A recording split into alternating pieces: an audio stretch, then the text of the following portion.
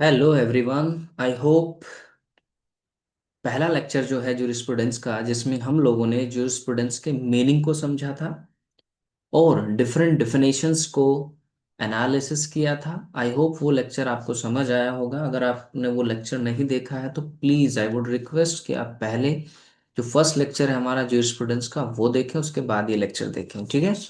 सो आज हम लोग डिस्कस करने वाले हैं different schools of jurisprudence. Schools का मतलब यहाँ पर वो पब्लिक स्कूल से नहीं है, यहाँ पर विचारधारा से मतलब है, ठीक है। चलिए इसको हम डिस्कस करेंगे, तो बने रहिएगा हमारे साथ, स्टे ट्यून विद अस। चलिए, आज का हमारा क्वेश्चन है, what are the various schools of jurisprudence, give a brief description of the general characteristics of these schools. I have told you कि भाई ये जो स्कूल्स का मतलब है यहाँ पर, ये है विचारधारा से। विचारधारा। तो ज्यूरिस्प्रूडेंस में जब हम पढ़ेंगे, जब इसको स्टडी करेंगे, तो हम ये समझेंगे कि ज्यूरिस्प्रूडेंस को से संबंधित अलग अलग विचारधाराएं हमें मिलेंगी, और सभी विचारधाराओं का अपना अपना सोचना है, अपने तरीके से उन्होंने इस चीज को डिस्कस किया है, ठीक है। कहने का मतलब ये है कि जो भी विचारधारा हम इसमें पढ़ेंगे वो सारी आपको सही लगेंगी। जब आप हर हर विचारधारा को यानी स्कूल को पढ़ेंगे, ठीक है, तो आपको लगेगा यार ये भी बात सही कह रहे हैं। जब आप हिस्टोरिकल को पढ़ोगे तो आपको लगेगा वो भी ठीक कह रहा है, नेचुरल को पढ़ोगे आपको लगेगा वो भी ठीक कह रहा है, सोशोलॉजिकल भी ठीक कह रहा है, एनालिटिकल भी ठीक कह रहा है, रियलिस्ट भी ठीक कह रहा है। तो सारे ही जो स्कूल हैं इन सब का अपना अपना महत्व है। हम ये नहीं कह सकते कि इनमें से कोई सबसे बेस्ट है, सबसे ज्यादा सुप्रीम है, क्योंकि ये जितने भी सिद्धांत हैं वो समय और परिस्थितियों को देखते हुए बनाए गए हैं। जैसी जहां की परिस्थितियां, वहां पर उसी तरह की विचारधारा का विकास हुआ, उसी तरह की जो आइडियोलॉजी स्कूल्स थे वो डेवलप हुए। अब ये जो स्कूल्स हैं, ये जो सिद्धांत हैं, वो क्या करते हैं, जो इनसे पहले आए हुए सिद्धांत हैं उनकी आलोचना करते हैं, उनको क्रिटिसाइज करते हैं, छानबीन करते हैं, उनमें दोष निकालते हैं। हमेशा यही चलता रहता है। और एक चीज याद रखिएगा बच्चों, कि जब हम चीजों में का क्रिटिसिज्म करते रहते हैं, उनमें कमियां निकालते रहते हैं, तो याद रखना इससे ये नेगेटिव चीज नहीं है, बल्कि इससे कुछ पॉजिटिव चीज निकल के आती है।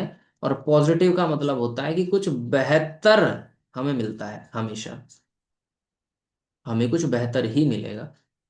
आप सोच के चलिए, अगर हम बहुत ही लेमैन की तरह का एक एग्जाम्पल देखें, कि फर्स्ट कार आपने देखी होगी, पहली कार, पहली कार आपको रिक्शे जैसी नजर आएगी। आप सर्च करिएगा 1865 समथिंग अराउंड में जो पहली कार बनी थी, वो बिल्कुल ऐसी थी, समझिए कि रिक्शा हो जैसे।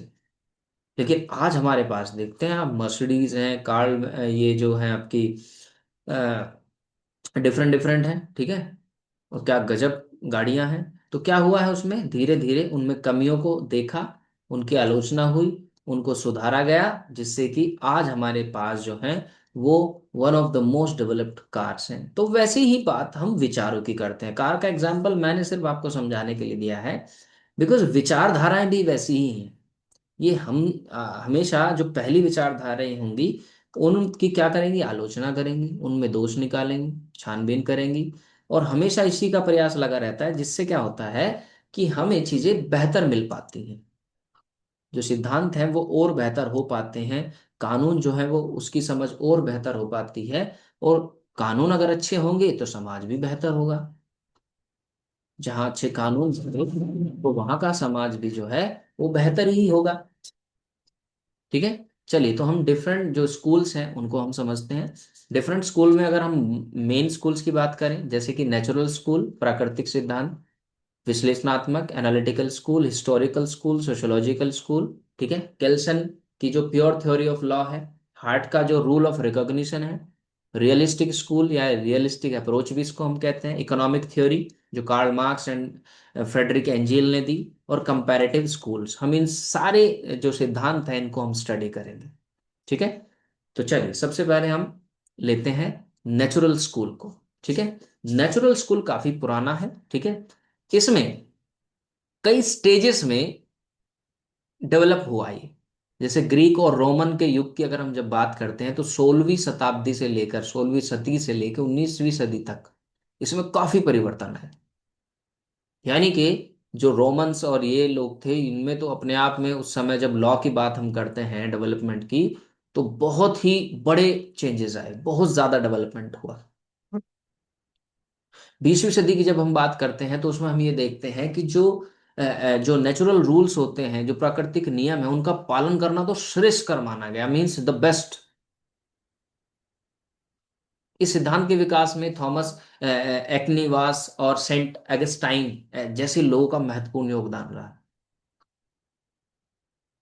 क्योंकि उन्होंने क्या कहा, उन्होंने ये कहा कि मतलब उनके अनुसार दो तरह की जो विधियां थी वो लागू थी। एक शाश्वत अपरिवर्तनीय विधि, यानी इम्यूटेबल लेक्स इटर्नल।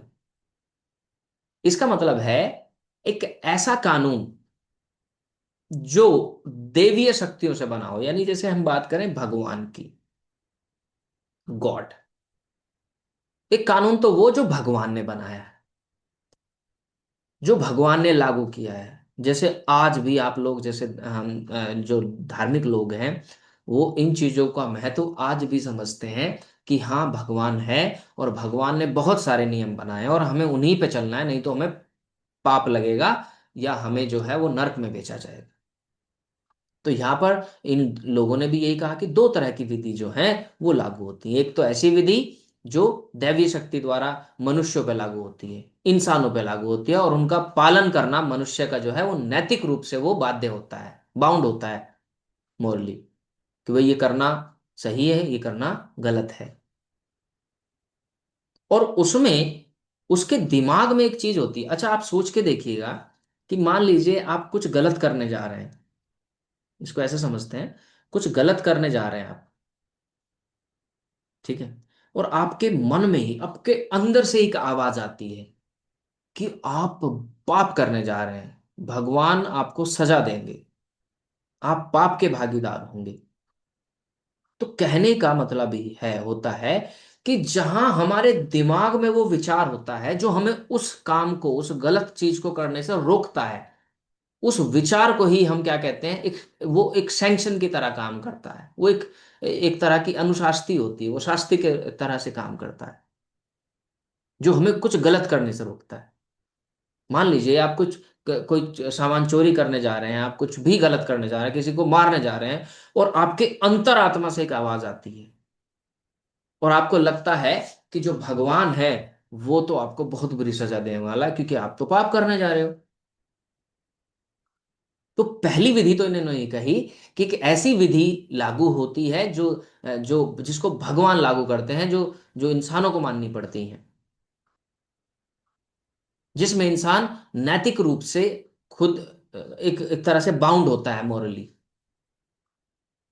और वो विचार जो हमारे अंदर है कि भगवान है, भगवान देख रहा है, भगवान हमें सजा देगा, वही विचार एक सैंक्शन की तरह काम करता है और हमें गलत करने से रोकता है। और ये इनकी बात सही भी है।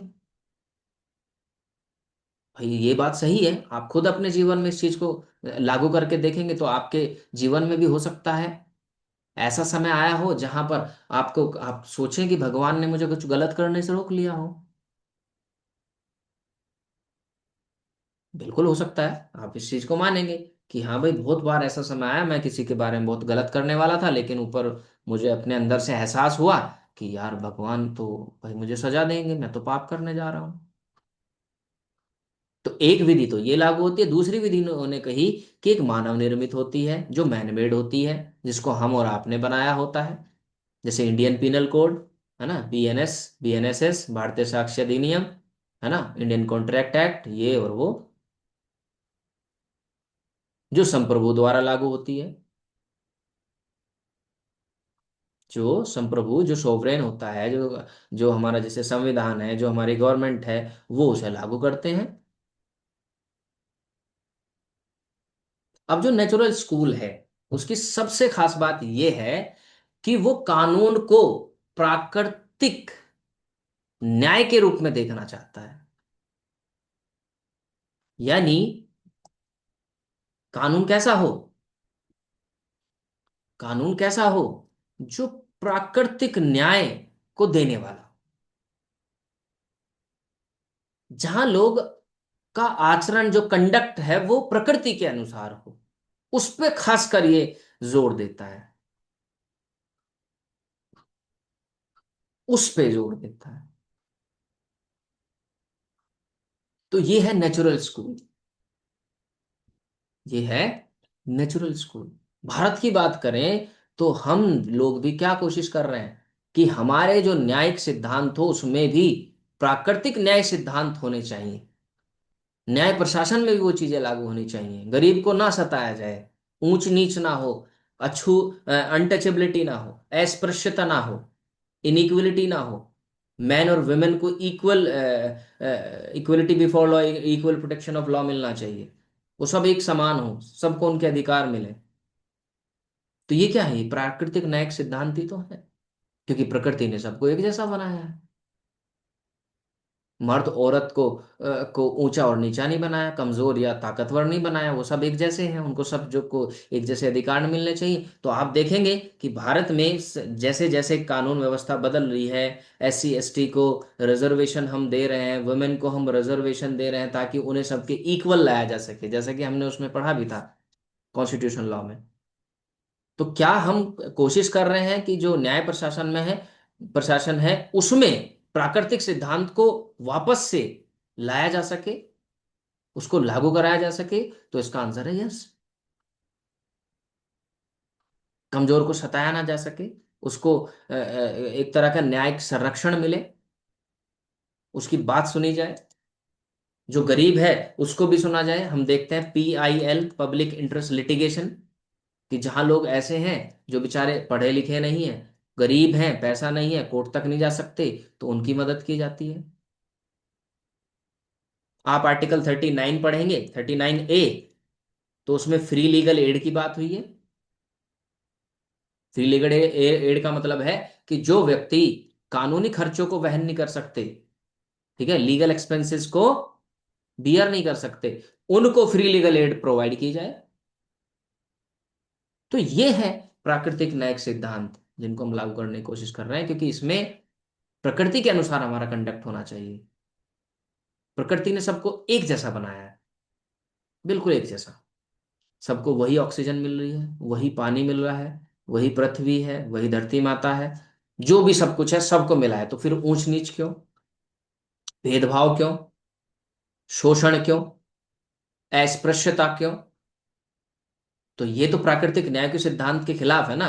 तो नेचुरल स्कूल जो है, प्राकृतिक सिद्धांत जो है, वो यही कहता है कि हमारा जो कंडक्ट है,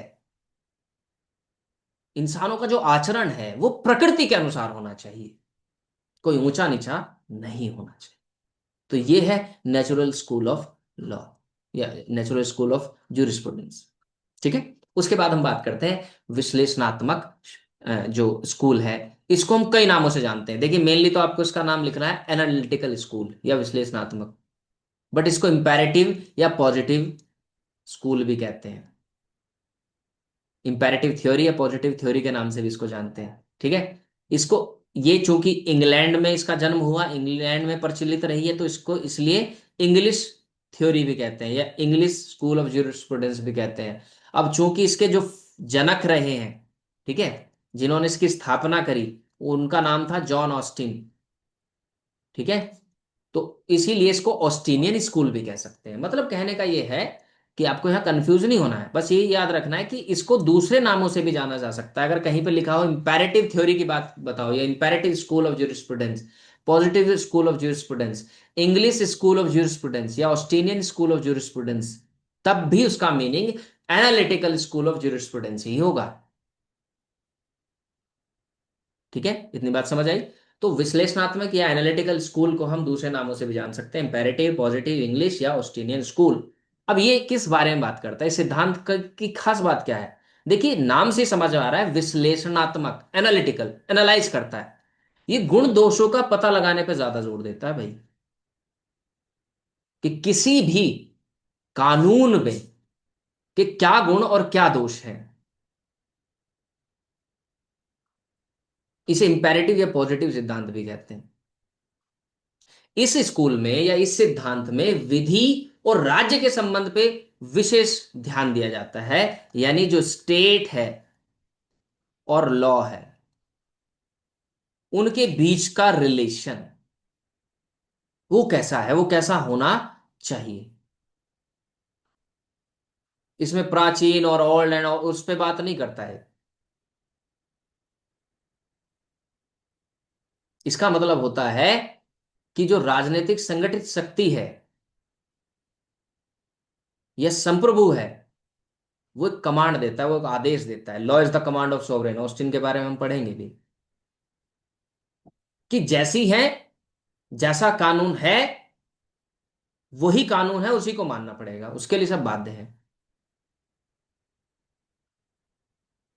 जो सोवरेन ने कमांड दे दी उसको मानिए, उसके पीछे एक सैंक्शन लगा दीजिए, नहीं मानेंगे तो आपको पनिश करेंगे। इसके अलावा दूसरी चीजों के उसमें भी, जैसे संपत्ति, कब्जा, आभार, दायित्व, इनका भी अध्ययन किया जाता है। कहने का मतलब होता है उन सभी चीजों को एनालाइज करता है जिसका हमारे डेली लाइफ से कोई ना कोई रिलेशन होता है। यानी हमारी लाइफ से जुड़ी हुई चीजें, ये उनका अध्ययन करता है। और मेन चीज है इसमें, ये गुण दोषों का पता लगाने की बात करता है, इसीलिए इसका नाम विश्लेषणात्मक है। विश्लेषण करता है उन चीजों का, कि जो विधि के जो सिद्धांत है, न्यायिक प्रक्रिया है, ठीक है, जो विधि वहां पर लागू है, उनमें क्या गुण और क्या दोष हैं। उनमें अगर कुछ गुण है तो ठीक है, वो बनी रहनी चाहिए, जो दोष है उनको हटाया जाना चाहिए। और विधि ऐसी हो जिसमें मिनिमम डिफेक्ट्स हो, कमियां कम से कम हो और खूबियां ज्यादा से ज्यादा हो।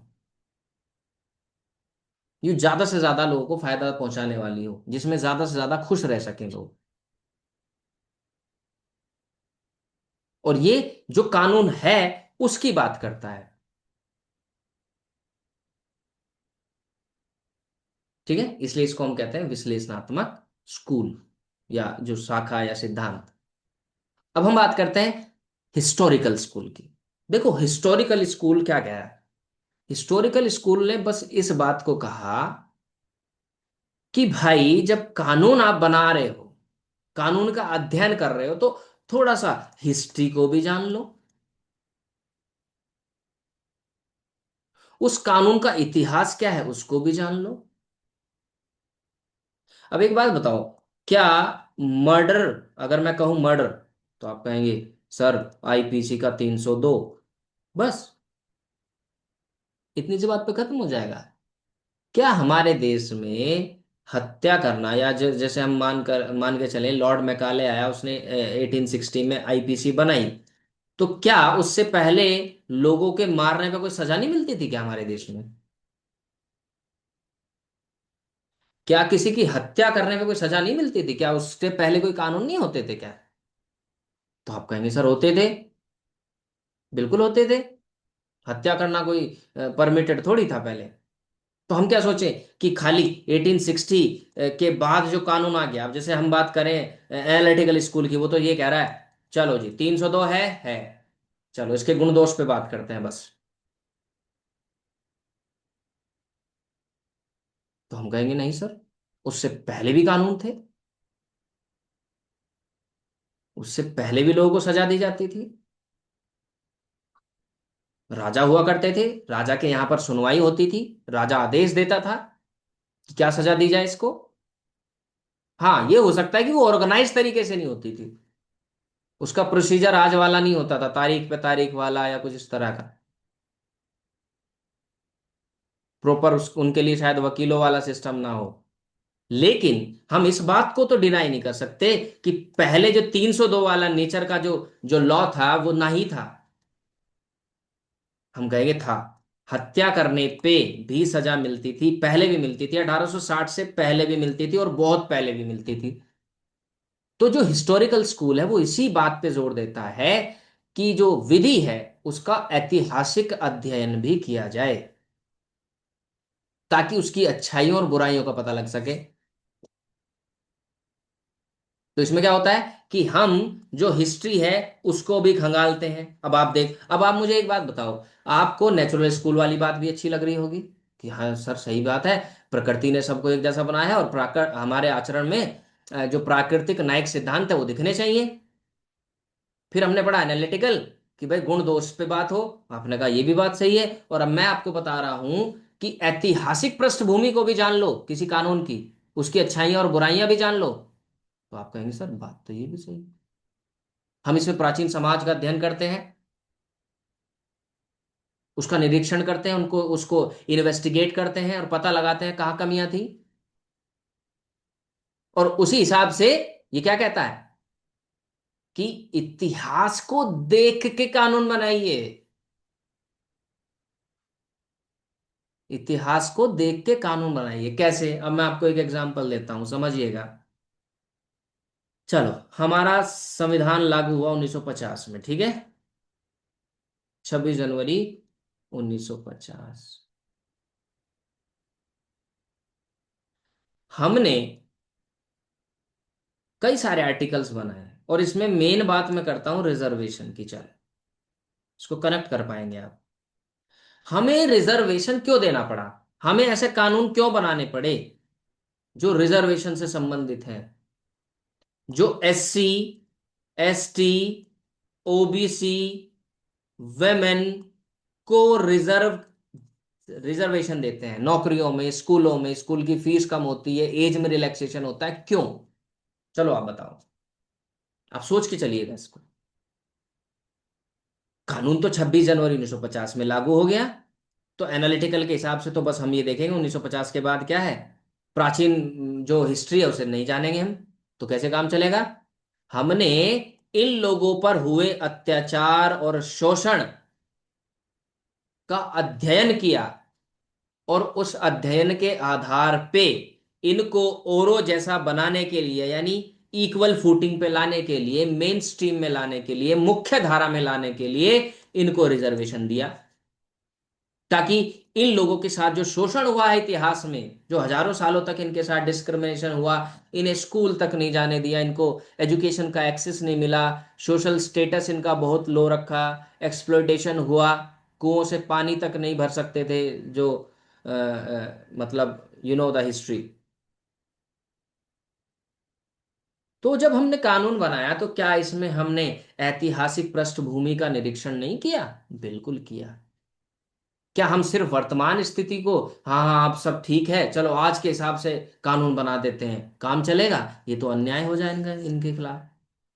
महिलाओं को हमने कितना सताया, तो आज हमें क्या करना पड़ता है, इनकी स्थिति को बेहतर करने के लिए इनको शिक्षा में, नौकरियों में रिजर्वेशन देना होता है, ताकि इनकी स्थिति बेहतर हो सके। और वो किस चीज को देखने के बाद होता है? इतिहास को। तो जो हिस्टोरिकल स्कूल है, जो ऐतिहासिक शाखा है, वो इसी बात पे जोर देती है कि कानून बनाइए, कानून का अध्ययन भी करिए, पर इतिहास को भी देखिए कि इतिहास कैसा रहा है। ये तो मैंने आपको एग्जाम्पल दिया भारत का, बट कहीं पे भी ऐसा हो सकता है। आपको चलो मैं एक और एग्जाम्पल देता हूं। आप देखिएगा साउथ अफ्रीका की टीम में, है ना, साउथ अफ्रीका की जो क्रिकेट टीम होती है, अभी जैसे फाइनल भी हुआ था, तो इसमें ब्लैक एंड वाइट दोनों तरह के खिलाड़ी मिलेंगे आपको। और आपको सुन के शायद अचंभा हो, पहली बार आप सुन रहे हो कि जो साउथ अफ्रीका की क्रिकेट टीम है वहां पे रिजर्वेशन होता है ब्लैक लोगों के लिए। ठीक है, शायद कुछ खिलाड़ी, इनको 11 में से कुछ खिलाड़ी इनको ब्लैक ही रखने होते हैं, ये कंपलसरी है। आपको भी सर ये तो गजब की चीज है। हाँ, ये कंपलसरी है कि इनकी इंडिया जो जो क्रिकेट टीम है साउथ अफ्रीका की, उसमें कुछ खिलाड़ियों का ब्लैक होना कंपलसरी है, ऐसा कानून है वहां। तो आप कहेंगे सर ऐसा कानून क्यों बनाया, खिलाड़ी तो खिलाड़ी है। ऐसा था कि यहाँ पे व्हाइट सुप्रीमेसी थी, व्हाइट लोगों के पास ही एक्सेस होता था, वही क्रिकेट खेलते थे, ठीक है, वही आगे बढ़ते थे। इसलिए अब साउथ अफ्रीका की पुरानी टीमें देखेंगे आप, तो उसमें आपको दिखाई देगा सारे व्हाइट प्लेयर्स हुआ करते थे, ब्लैक्स को तो चांस ही नहीं मिलता था। तो इसलिए इनके इतिहास को देखते हुए कि भाई इनके साथ शोषण हुआ है, तो इनको एक तरह का रिजर्वेशन दे दिया गया क्रिकेट टीम में भी। तो इस बात से आप सहमत होंगे, बिल्कुल सहमत होंगे, कि भाई इतिहास के अध्ययन पे भी जोर दिया जाए, किसी किसी कानून का क्या इतिहास रहा है। आज हमने अनटचेबिलिटी को प्रोहिबिट कर रखा है, क्यों करना पड़ा हमें ऐसा, बताना जरा। अनटचेबिलिटी, आर्टिकल 17 क्यों डालना पड़ा, सोच के देखिए आप। छुआछूत को हमें बैन क्यों करना पड़ा, इसको ऑफेंस क्यों बनाना पड़ा, इसको क्राइम क्यों बनाना पड़ा, क्योंकि हम इतिहास में ऐसा करते आए हैं। हमने लोगों से छुआछूत की है। हमें SC ST एक्ट क्यों बनाने पड़े स्पेशली, ताकि SC ST के साथ और ज्यादा अपराध ना हो, लोगों को पनिश किया जा सके। कानून को, कानून अब SC ST एक्ट जो बना, वो ऐतिहासिक पृष्ठभूमि को देखते हुए तो बना होगा। तो इसलिए हिस्टोरिकल स्कूल इस बात पे जोर देता है कि किसी भी चीज, कानून को बनाने से पहले, उस कानून का अध्ययन करने से पहले हमें उसकी ऐतिहासिक पृष्ठभूमि को भी ध्यान में रखना चाहिए। और उस कानून का जो निर्माण हो, वो भी वैसे होना चाहिए कि इतिहास को उसमें ध्यान रखा जाए। सेवेनी और हेनरी मेन, मोंटेस्क्यू और ह्यूगो जैसे जो ज्यूरिस्ट हुए हैं, वो इसके समर्थक हैं, वो सपोर्टर हैं। तो ऐसा भी क्वेश्चन पूछ देता है कि जो सेवेनी है वो किस स्कूल से रिलेटेड है, तो आप बताएंगे historical school. Henry Maine, Montesquieu, Hugo. Analytical की बात करें तो जैसे जॉन ऑस्टिन, जेरेमी बेंथम। ठीक है। तो इस तरीके से भी आपको याद रखना है, क्वेश्चंस पूछे जा सकते हैं और आप इनका नाम जरूर लिखेंगे कि सेवेनी और मेन, मोंटेस्क्यू और ह्यूगो ह्यूगो जो थे, वो इनके समर्थक रहे, इस स्कूल को सपोर्ट किया उन्होंने कि हाँ ये बात सही है। ठीक है। चलिए अब हम बात करते हैं सोशोलॉजिकल स्कूल की। सोशोलॉजिकल को हम थोड़ा सा पहले सोशोलॉजी का मीनिंग समझते हैं, चलो। सोशोलॉजी सुना है? समाजशास्त्र। ठीक है। सोशोलॉजी, चलो यहीं पे समझाता हूँ। सोशोलॉजी का मतलब होता है study of society, study of society. अब चूंकि सोशोलॉजिकल स्कूल की हम बात कर रहे हैं, समाजशास्त्रीय सिद्धांत की बात कर रहे हैं, तो इसमें सीधी सीधी सी बात है कि समाज पे पूरा फोकस किया जाएगा। इस सिद्धांत में हम समाज, राज्य और उसमें रहने वाले जो लोग हैं ना, उनके बीच के एक पारस्परिक संबंध, अधिकार, कर्तव्यों के बारे में अध्ययन करते हैं। हम ये देखते हैं कि जो वहां का समाज है वो कैसा है, वहां का जो राज्य है वो कैसा है, वहां के व्यक्तियों के पारस्परिक संबंध कैसे हैं, उनके अधिकार क्या है, उनके कर्तव्य क्या है, उनका अध्ययन किया जाता है। क्योंकि किसी भी किसी भी कानून का, या अगर हम बात करें सोशोलॉजिकल स्कूल जो है, इस सिद्धांत का जो जो लक्ष्य है वो है सामाजिक उत्थान। यानी कानून का, जब हम कानून बनाएंगे, जब हम विधि बनाएंगे, तो उसका जो प्रमुख लक्ष्य होगा वो क्या होगा, कि समाज का उत्थान हो, सोशल प्रोग्रेस हो, सामाजिक बुराइयों को दूर किया जा सके, लोगों का सर्वांगीण विकास हो सके, उन्हें अपॉर्चुनिटी मिल सके। ठीक है। जिसमें कि वो खुद को डेवलप कर सके, खुद को स्किल्ड कर सके। कहने का मतलब होता है कि हमारा जो जो हम बात करते हैं, जब हम कानून की बात करते हैं, तो कानून का लक्ष्य होता है एक एक वेलफेयर स्टेट को स्टैब्लिश करना। एक वेलफेयर स्टेट का मतलब होता है जहां सब लोगों का विकास हो सके, जहां सब लोगों को अपॉर्चुनिटी मिल सके, अवसर मिल सके, समानता मिल सके, शोषण ना हो, ऊंच नीच ना हो, इनइक्वलिटी ना हो, ऐसा समाज, एक ऐसी जगह, एक ऐसा स्टेट जहां सोशल इनइक्वलिटी को खत्म किया जाए। ये उस चीज पे ज्यादा जोर देता है कि समाज के बीच में जो ऊंच नीच है, गरीब बहुत गरीब है, अमीर और अमीर है, ठीक है, तो कहीं ना कहीं उस गैप को हम ब्रिज करें, उस गैप को कम कर सकें। ये सिद्धांत जो है वो इस बात पे भी जोर देता है, उस चीज का भी आकलन करता है कि वहां जो कानून लागू हैं उनका लोगों पे क्या असर होता है। क्या वो कानून ऐसे हैं जो लोगों को ज्यादा से ज्यादा मैक्सिमम प्लेजर देते हो, मैक्सिमम, ऐसे समझिए इसकी ज्यादा से ज्यादा सुख देने वाले कानून हो। अगर सुख देने वाले कानून है तो अच्छे कानून है। मान लिए नॉर्थ कोरिया जैसे कानून हो जो वहां के लोगों को सुख कम दुख ज्यादा देते हैं, तो क्या वो सही कानून होंगे? Answer is no. तो कोई भी कानून, हम जनरल सी बात करते हैं भाई, कोई भी कानून ऐसा हो जो इसमें मैक्सिमम लोग जो हैप्पी हों, खुश हों, तभी तो उसको अच्छा कानून माना जाएगा। कोई कानून ऐसा है कि उसमें मैक्सिमम लोग ही परेशान हैं। अब इसमें जो ज्यूरिस्ट हैं, ठीक है, एहरिंग, एरलिच, ड्यूगेट और रुस्को पाउंड, ये कुछ जो मेन ज्यूरिस्ट हैं इस स्कूल के।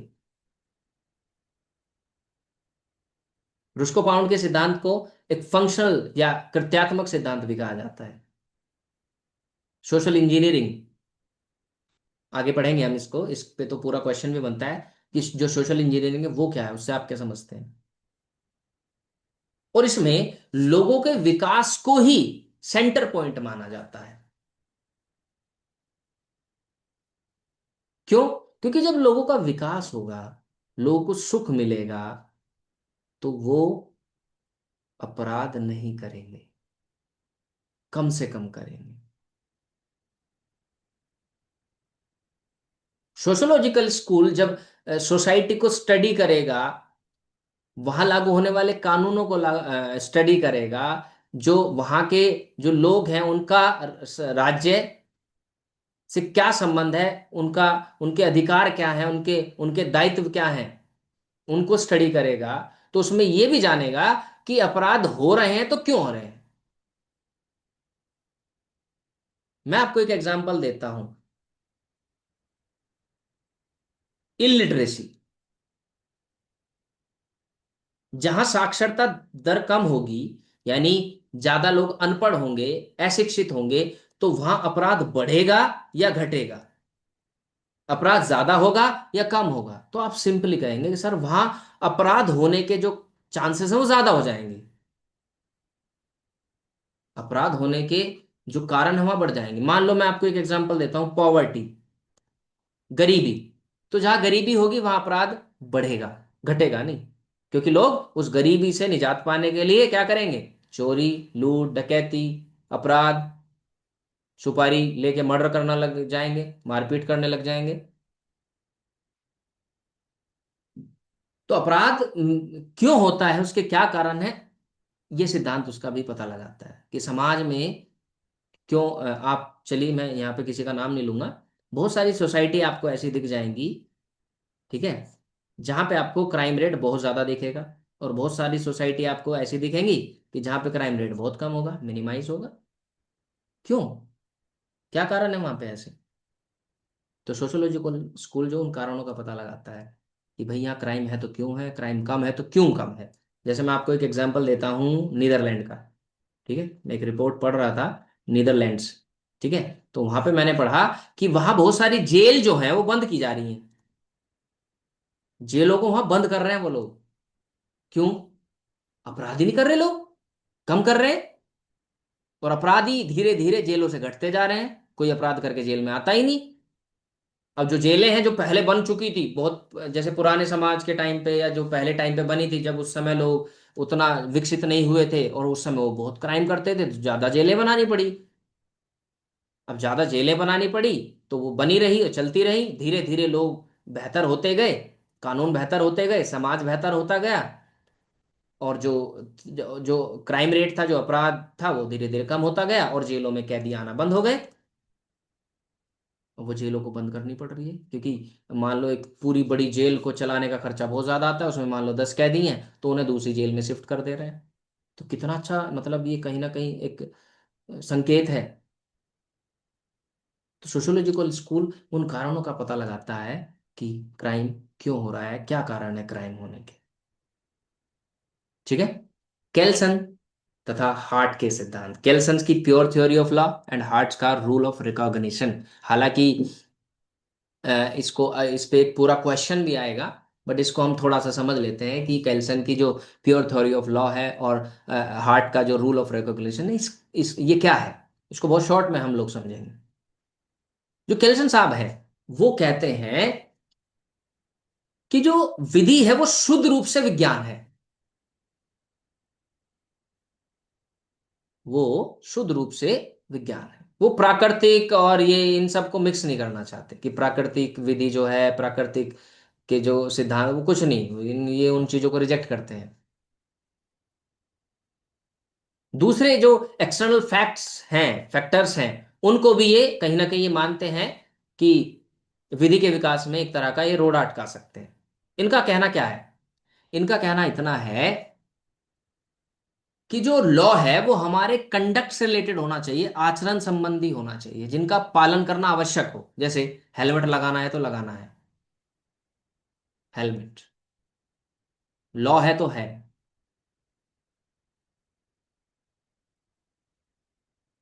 ठीक है।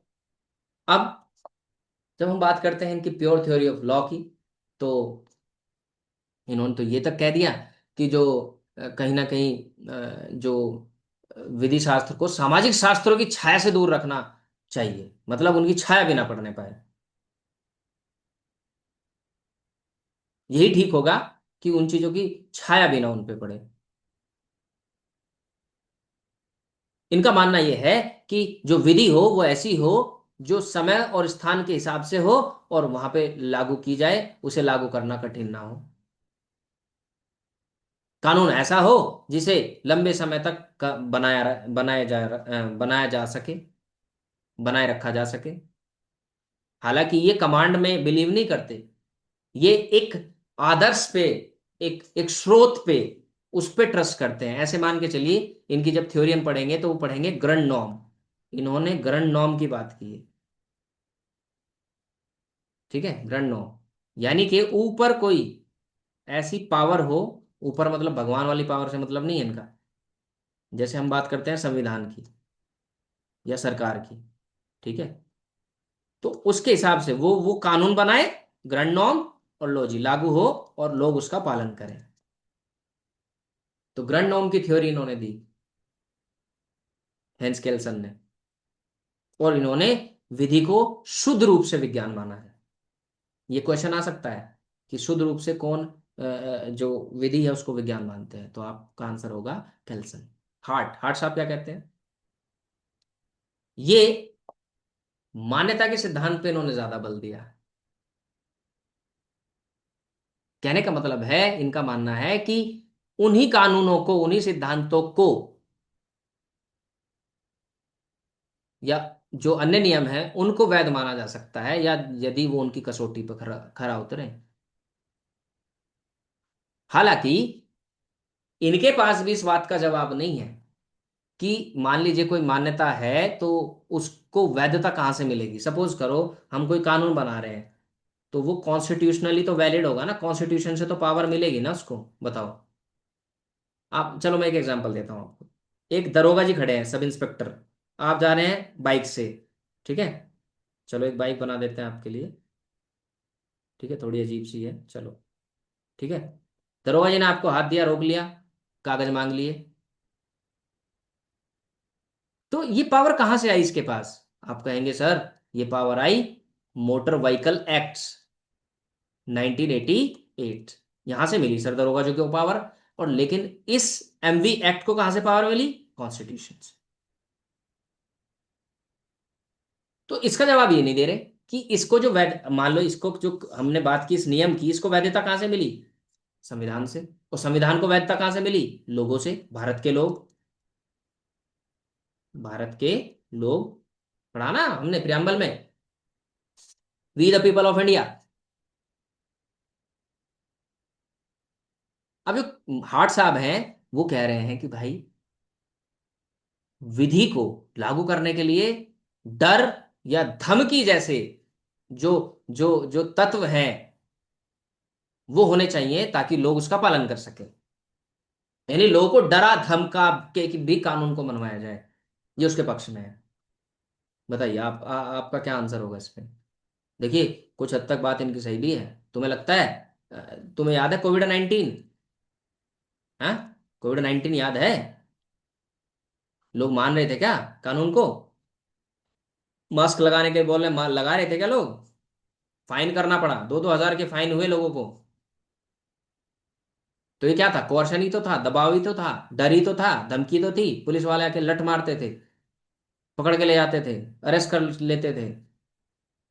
ठीक है, कोरोना फैलाने की धाराएं लगा देते हैं, 269, 270 आईपीसी, ये तक लगाई लोगों पे। तो इन्होंने कहा कि भाई कॉर्शन यानी जो दबाव, भय या धमकी जैसे तत्वों को भी युक्त रखने के पक्ष में है ये, ताकि उसका पालन हो सके। हालांकि इन्होंने संप्रभुता को हैबिट ऑफ ओबीडियंस नहीं माना, उसका आधार नहीं माना। दूसरी चीज, जो हार्ट साहब है वो विधि को यानी कानून को प्राकृतिक विधि से, अभी देखना पीछे की जो बात हो रही थी, ठीक है, उसमें तो इस चीज के अगेंस्ट थी चीजें। जैसे हम एनालिटिकल स्कूल पढ़ रहे थे, तो उसमें तो ये कहा कि ठीक है प्राकृतिक और इन सब की, इनको साइड में रखिए। ऑस्टिन साहब तो ये कह रहे हैं, एनालिटिकल स्कूल में तो इसको प्रकृति को कोई जगह नहीं मिल रही। लेकिन ये कह रहे हैं कि नहीं, उनको भी उनसे अलग नहीं रखना चाहिए। ठीक है, ये न्याय संगत नहीं है, ये गलत है। प्राकृतिक विधि को भी कहीं ना कहीं हमें जोड़ के रखना चाहिए। ठीक है। इंटरनेशनल लॉ के बारे में क्या कह रहे हैं ये कह रहे हैं कि भाई जो संधियां होती हैं, जो ट्रीटी होती हैं, वो एकमात्र कानून नहीं होती।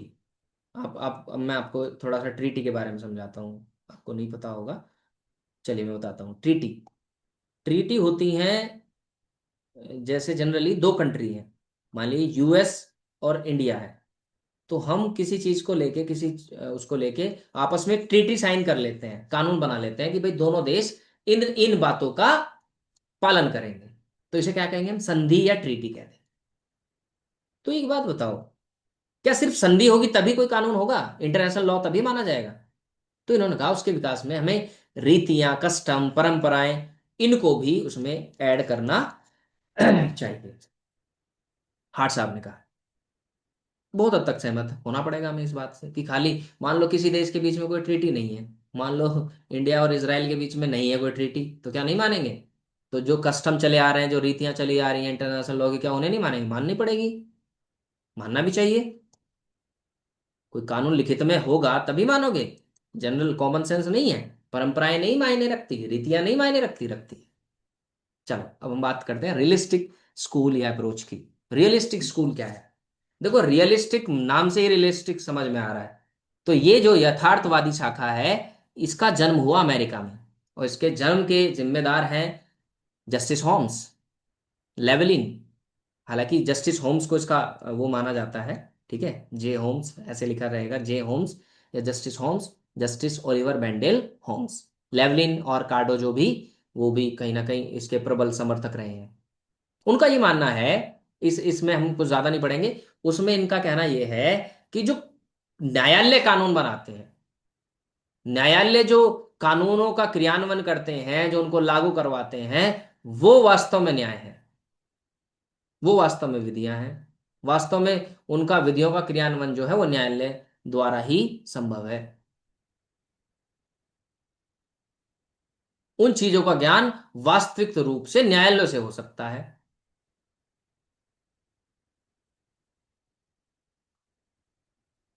अब आप कहेंगे सर बहुत हद तक सही है बात।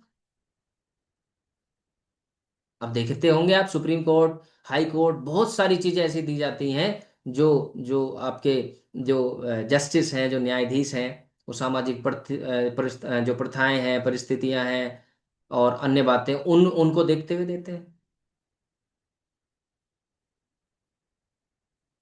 अब चलो मैं इसका एक एग्जांपल बताता हूँ। एक केस हुआ Saira Bano versus union of India. ठीक है, इसमें तीन तलाक को खत्म कर दिया।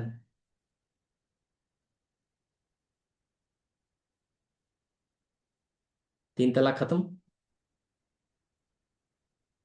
कोई कानून था, पार्लियामेंट से कहा कि प्लीज कानून बनाएं, और ट्रिपल तलाक एक्ट जो है वो उसमें आ गया। अब तीन तलाक देने पे सजा हो जाएगी। तो ये काम किसने किया? न्यायाधीशों ने किया कि नहीं? पांच न्यायाधीश थे इसमें। ठीक है, पढ़िएगा इस केस को, Saira Bano versus union of India. उन जस्टिस के नाम बताइएगा, कमेंट बॉक्स में लिखिएगा, Saira Bano versus union of India के केस में कौन कौन जो थे वो जस्टिस थे, जजेस थे। ठीक है। चलिए। तो इनका कहना है कि जो न्यायालय होते हैं, जो वहां पर न्यायाधीश होते हैं, वो सामाजिक प्रथाओं, ठीक है, परिस्थितियों और अन्य बातों का उन पर बड़ा प्रभाव पड़ता है। और अगर हमें सच्चाई पता लगानी है ना, जो हमें रियलिटी पता लगानी है, तो हम कानून मतलब न्यायालय को जरूर देखें। ये बात सच है।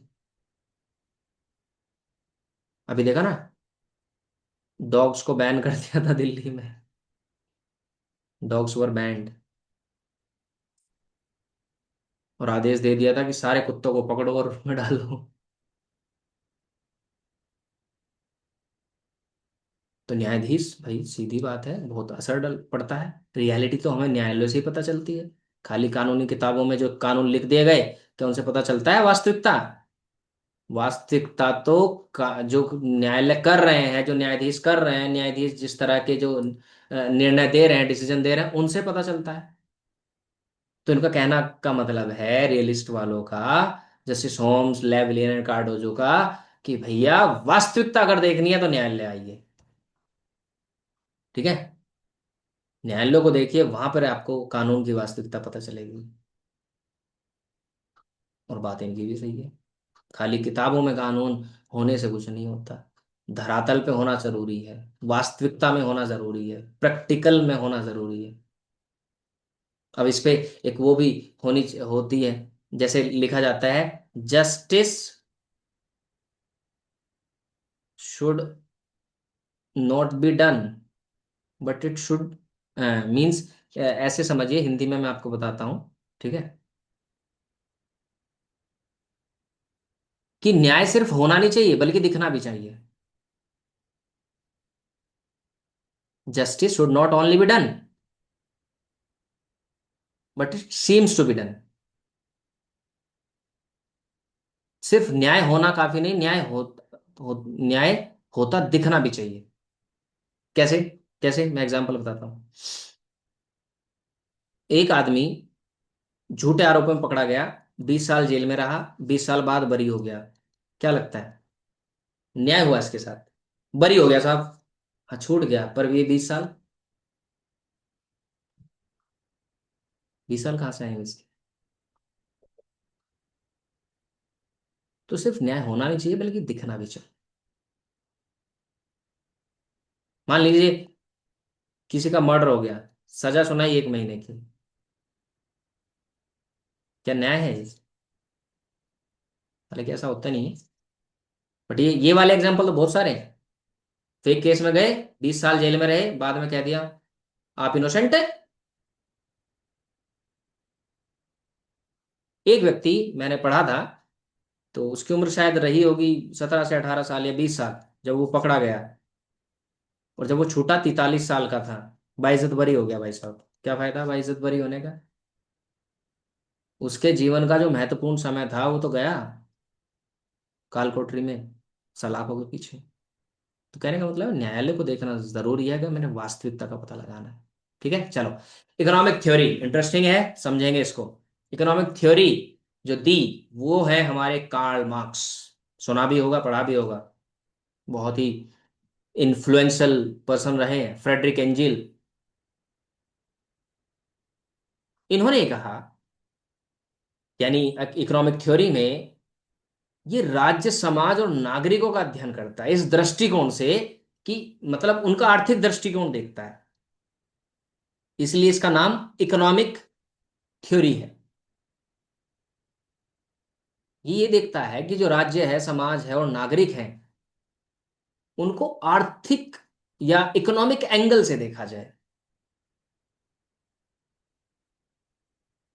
कैसे?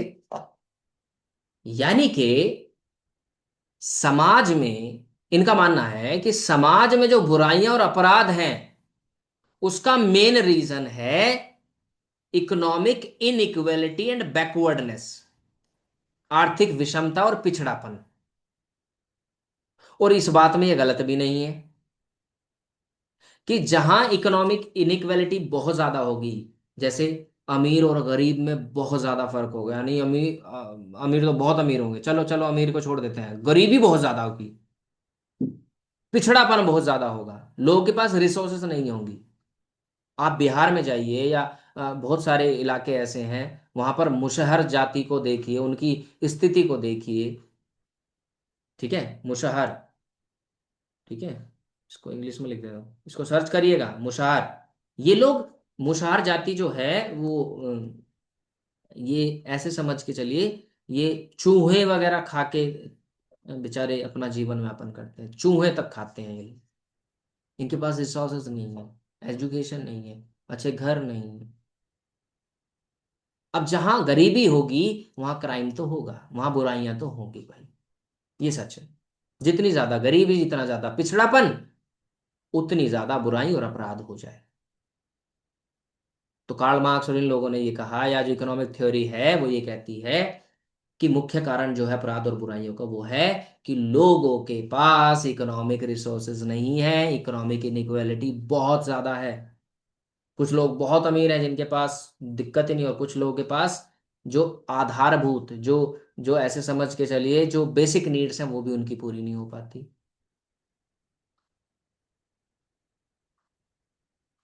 वो भी उनकी पूरी नहीं हो पाती। इन्होंने तो ये तक कह दिया कि भाई मतलब इन्होंने कहा कि अगर लोगों को आर्थिक स्वतंत्रता मिले, समानता मिले, तो अपराध होने की संभावना दूर हो जाएगी, लोग अपराध नहीं करेंगे, और ये बात सच है। देखो, आप सोच के देखो ना, जहाँ लोगों की नीड्स फुलफिल होती हैं, जहाँ अच्छे से अच्छा खाना मिलता है, जहाँ अच्छे रहने को मिलता है, अच्छा पढ़ने को मिलता है, वहाँ क्राइम बहुत कम होता है भाई। और जहाँ लोग आर्थिक पिछड़ेपन से जूझ रहे होते हैं, विषमताएं होती हैं, गरीबी होती है, तो वहाँ लाख बुराइयां, कोई नशे की लत में लग गया, कोई अपराध करने लग गया, ठीक है, कोई कुछ करने लग गया, तो ये सारी चीजें हो सकती हैं। इन चीजों की जो चांसेस हैं वो बढ़ जाते हैं। तो इकोनॉमिक, जब हमने बात की आर्थिक विषमताएं, तो इसको ऐसे समझो, इस पिक्चर को देखो आप, क्या शो कर रही है। अब एक बात बताओ, ये आदमी अकेला, उसके पास रिसोर्स जो है वो कितना पड़ा है, और साथ में ये यहां से इससे तो पी रहा है, ये इनके हिस्से में जो कि बहुत कम है, ये बहुत ज्यादा लोग हैं। आपने देखा होगा, दुनिया के मुश्किल से 2 से 3% लोगों के पास, 2 से 3% लोगों के पास दुनिया का 97% वेल्थ मिलेगा आपको। इलॉन मस्क और ये और वो, हमारे देश में अंबानी अडानी, इनके पास कितना पैसा, अथाह पैसा है। जबकि एक आदमी हमारे ही देश में चूहे खा के गुजारा कर रहा है। एक आदमी ऐसा है जिसकी भूख तक नहीं मिट पा रही, जो फुटपाथ पे सो रहा है, जो पाइपलाइन के जो पाइप पड़े हैं उसमें रात गुजार रहा है। एक आदमी ऐसा भी है। तो इकोनॉमिक थ्योरी ये ही कहती है कि जो आर्थिक विषमताएं हैं, जो पिछड़ापन है, उससे अपराध और बुराइयां बढ़ती हैं। तो इसमें होना क्या चाहिए, इसमें यही होना चाहिए कि समान वितरण हो, इक्वल डिस्ट्रीब्यूशन हो लोगों को। जिनके पास कम है उन्हें जैसे फ्री एजुकेशन दी जाए, फ्री एक्सेस दिया जाए पब्लिक फैसिलिटीज का। ओके, उनको स्कॉलरशिप दी जाए ताकि वो पढ़ सकें, ताकि वो अपने स्थिति को बेहतर कर सकें। इसलिए इसमें कहा जाता है to each according to his work and from each according to his capacity.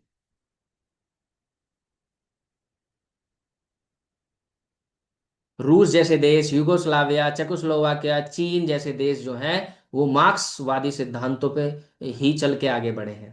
आज चीन की स्थिति देखिए, कितनी बेहतर स्थिति में है। हालांकि इसे साम्यवाद कहा जाता है, सब लोग इसको पसंद नहीं करेंगे, बट ये फैक्टर है, कम्युनिज्म। कम्युनिज्म सिंपली ये कहता है कि जो रिसोर्सेज हैं वो सोसाइटी के कंट्रोल में होने चाहिए, और सब लोग काम करें और उनको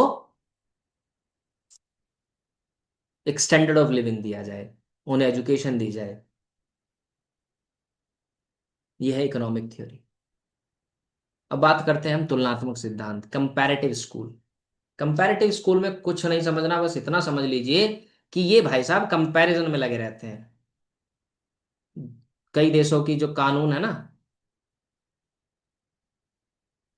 उनका अध्ययन करते हैं, तुलनात्मक अध्ययन करते हैं, कंपैरिजन करते हैं। ठीक है, उस पर जोर देता है, उनके गुण दोष क्या हैं। अब जैसे आप सोच के चलिए कि किसी देश में कोई अच्छा कानून है, ठीक है, तो उसका अध्ययन करेंगे, देखेंगे इस ये तो कानून अच्छा है, तो ठीक है, अपने इस देश में भी लाया जाना चाहिए। इसमें गुण दोषों का पता लगाया जाता है। आप सोच के चलिएगा, बहुत सारे कानून ऐसे नहीं है क्या जो हमने विदेशों से देख के अपने यहाँ पे लागू किए हैं। हमारे संविधान में बहुत सारी बातें ऐसी हैं। हमारे संविधान में बहुत सारी बातें ऐसी हैं, जैसे हमने फंडामेंटल राइट्स लिए, तो कहाँ से लिए? अमेरिका से लिए। वहां पे इनको बिल ऑफ राइट्स बोला जाता है। हमने फंडामेंटल ड्यूटीज ली, कहाँ से ली? यूएसएसआर से ली। तो बहुत सारी चीजें ऐसी होती हैं जब हम एक कंपैरेटिव स्टडी करते हैं, और वहां उस चीज के गुण या दोष को देखते हुए हम ये देखते हैं, अगर उसमें अच्छाइयां हैं तो उस कानून को अपने यहाँ भी हम लागू करते हैं, ऐसा कानून अपने यहाँ भी बनाते हैं। ठीक है।